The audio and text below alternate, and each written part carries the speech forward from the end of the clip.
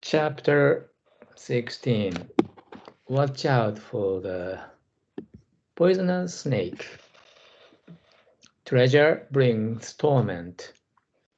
Watch out for that poisonous snake. Don't let it bite you, said Buddha.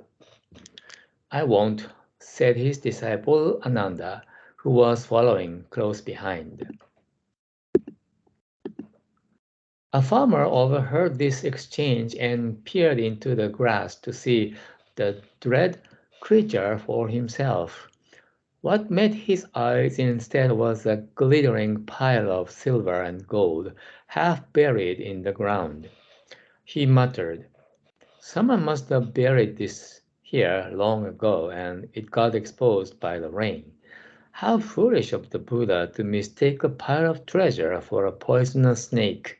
He carried it home in glee. In no time, the farmer's lifestyle grew so opulent that he became the talk of the land. Its story eventually came to the attention of the king, who grew suspicious and subjected him to a strict cross-examination. The farmer confessed all.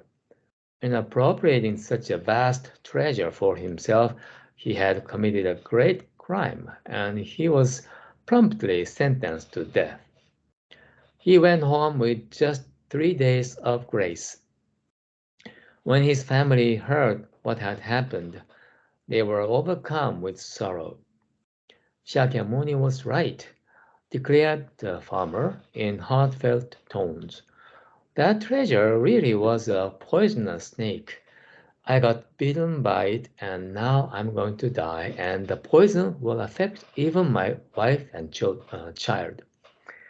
How much better if we could have gone on living together in peace and quiet. The treasure brought us nothing but torment. The next day, a summons came from the king. Fearful that the execution had been moved up, the farmer presented himself at court in fear and trembling, only to be told he had been granted a full pardon. The king explained, "Before you went home, I had one of my men hide under the floorboards of your house. He heard the full story, from the words of Shakyamuni to your repentance. I thought it over and realized that you are not the only one to be bitten by that poisonous snake. Even I, who confiscated your treasure, was on the point of ruining the country with my decadence. I'll turn the treasure over to Shakyamuni for him to use." When Shakyamuni heard all this, he smiled.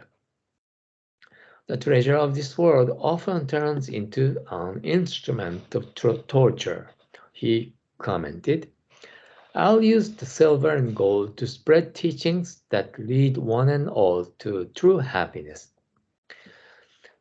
Even prime ministers and heads of states are sometimes carted off to prison, tainted by the poison of greed and full of grief.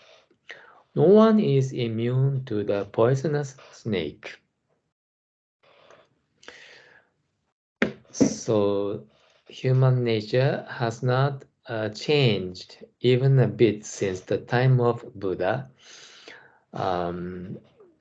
Human greed and desire are always the cause of torment and suffering in life, especially such ill-gotten money will be the cause of strong suffering, dreadful suffering.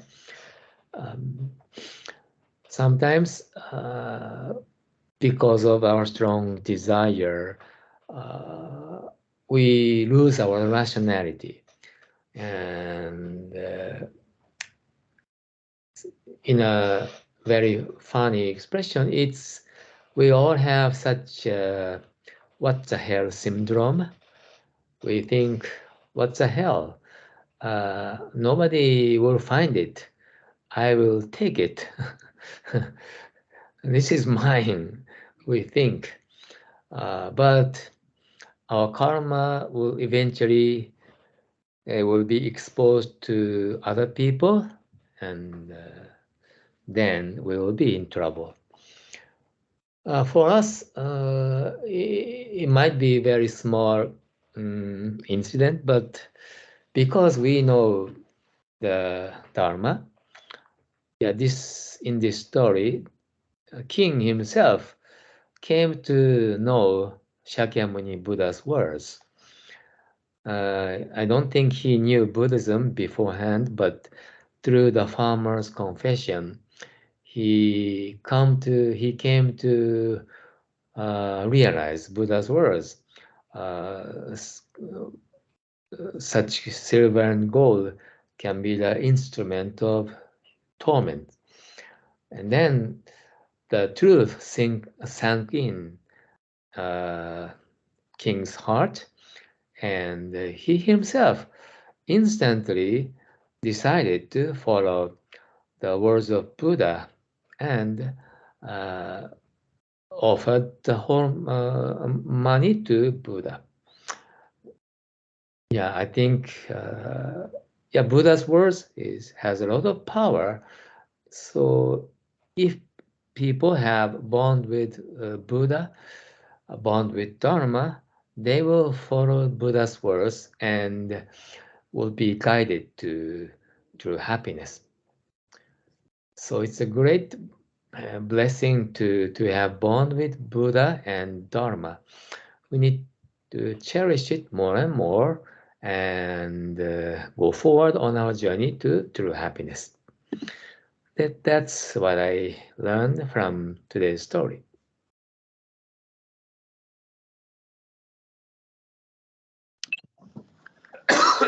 Okay,